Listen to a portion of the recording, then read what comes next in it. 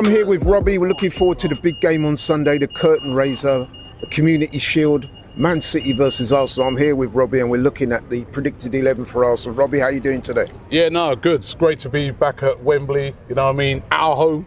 The team it's our home, man. We've won the FA Cup more than any other team in the league. So I always class this place as our home, right? But I haven't been here for a while, so it's great to be back here, and I'm really looking forward to it.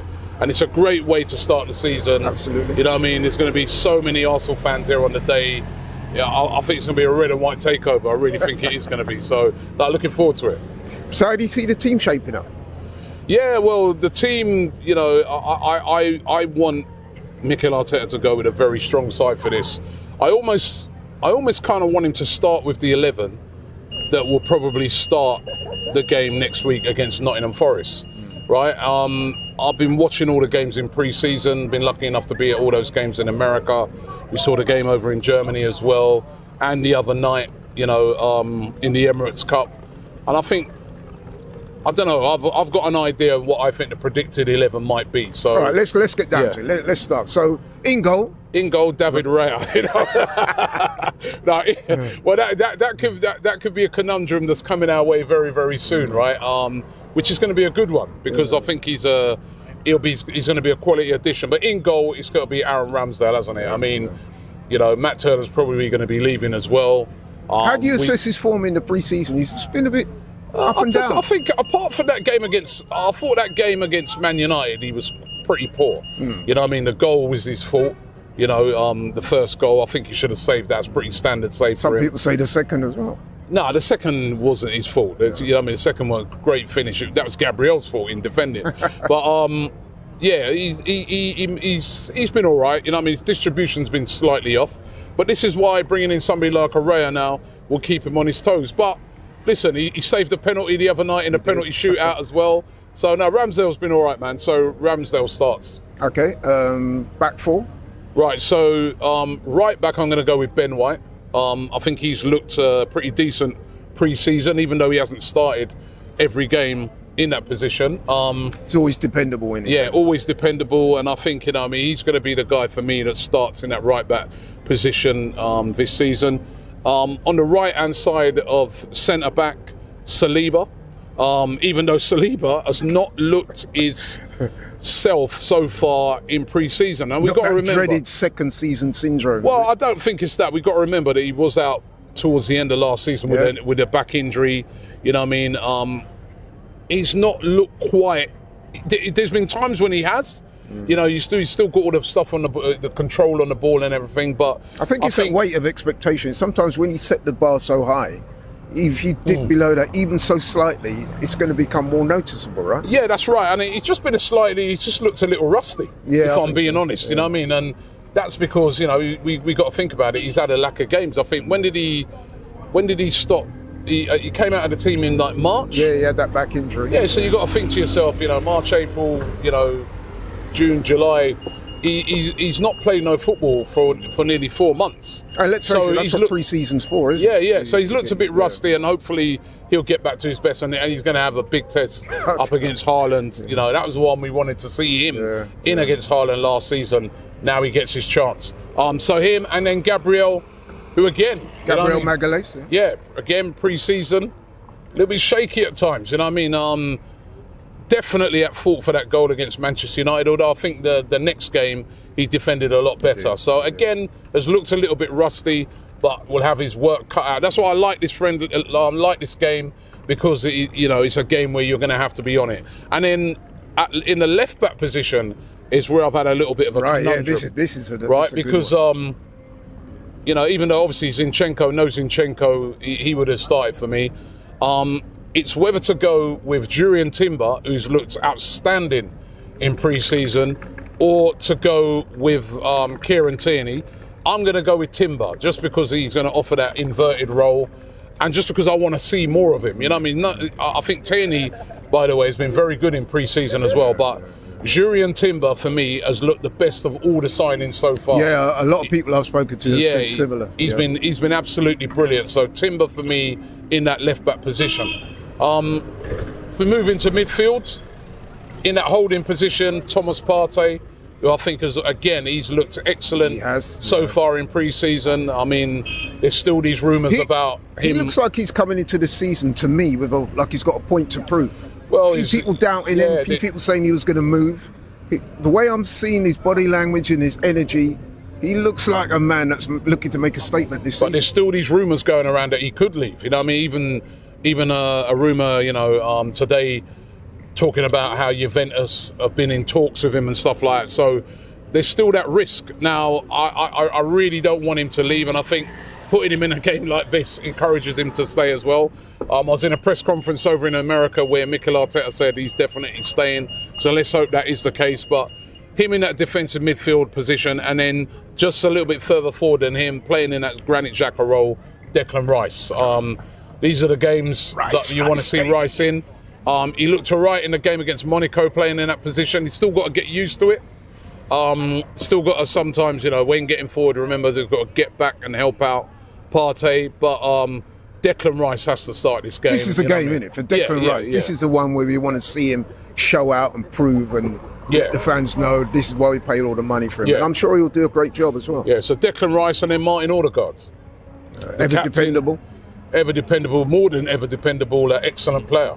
Who hasn't really hit the heights as either in pre-season so far. There's a lot more to come from him, but definitely want to see him start. And then the front three. Right. This is where it's getting... Well, it's obviously Saka. He didn't play the other night. They said he had a little bit of illness. That's why he didn't come on at all. But you can see when he's not playing in that right-sided position, Arsenal don't seem to look the same. And that's why I think in the transfer market, I would like to see us go out and get a player who can also play that naturally in case he's missing. Would it be fair to say on Saka, and I've heard a few fans say this, that at the moment he's our most important player? Yeah, I mean, in pre-season, I think he's been the best player. In pre-season, he scored goals. He's looked sharp. He's just looked like how he was last year. I mean, he's just gone straight back to the Saka we saw last year. And I personally think right now, show me a better right winger in the world. I couldn't argue with that. You know what I mean? He's that good, right? I mean, he terrorised Barcelona the other day, So show me a better right winger in the world. He really, really is a top player. On the left-hand side, Martinelli, who looked sharp the other night. And again, love the player. And again, energy and vitality. Yeah, and that Man City won't want to be playing against a Martinelli. So Martinelli, and then down the middle now. Right, so this is the one. I'm waiting to hear what you got to say with this one. There's been so many people with so many suggestions. I'm not even going to mention. I'm just going to let you get straight to it. Trossard for me. Oh, I'm starting with Trossard in this game. You know what I mean? I just think his trickery, his creativity in this type of game against Manchester City, I think Trossard I'd start with, and then I bring on Eddie later on as that impact player who can come off the bench and do something. But Trossard for me, and just have a kind of fluid front three, all attacking that defence of Manchester City. Right, that's so let me ask you a quick question. And so we all know about the news with Gabriel Jesus. I hope he gets well soon. Very disappointing from the fans and the club's point of view. But do you think that the manager, obviously, he played Eddie up top the other day in that game against Monaco. Do you think that he did that with a view to thinking forward, knowing that Jesus was going to be out for a few weeks, or what? Yeah, of course. He's giving him a lot of game time. But then also, what I thought to myself as well, he played nearly the whole game. And if he had it in mind to start him in the Community Shield, would he have played him literally the whole game? You would have brought on, Trossard or even Havertz. Well, that was going to be my supplementary question. I was thinking, so if he's done that, do you think that he's done that with a view to Eddie being his preferred option up top for now, anyway? And then maybe Trossard will be the one to come on later. I think that Mikel Arteta is going to look at this and different players for different games. Right. That's how I think he's going to look on it. I don't think he's going to have a number one like Eddie. You're my number one guy now who replaces Jesus. I think he's going to be, sometimes it might be Eddie, sometimes it might be Trossard. You know what I mean? And it could even be Havertz. I don't think it will be in this game, but remember, Kai Havertz, who I haven't named in my starting 11, but I think he'll get on, right? Kai Havertz, I feel, could be another player could fill in that sort of centre forward position, because he has played there for Chelsea. He's been much criticised for it as not being clinical enough, but he has played in that position. So, But in terms of leading the line, who do you think? Like, so you got those options. Trossard to start this game for me. Okay. Trossard, Martinelli, and Saka up front, and I think that will be, for me, I would like to see that as my preferred sort of starting three up there against Manchester City. Well, that's a very interesting lineup. I must say, I personally would have gone with Eddie to lead the line. That's not to say that I wanted to see. Who would you add at left back?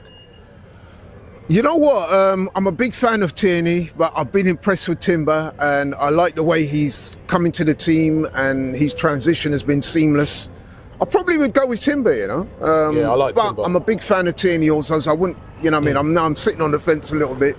But Timber for me, Timber's I like the look of him. I think going we to need be a to big see player for us all I this think season. so. I think so. And, you know, his versatility, the fact that he can play in so many positions. We haven't even seen him play as a centre-back yet, which is where he played. And you know what I like about Ajax, Timber, you know? is he gives you that sort of blend of athleticism, and he's also looks to be very good on the ball. And I do like that, especially in the modern game. It's perfect. Yeah, well, no, listen, hopefully we can turn these lot over, man. I was going to say, let me press you for a prediction. I think I know what's coming, but listen, tell the people, man. I said in the previous preview video that I feel that we'll win on penalties.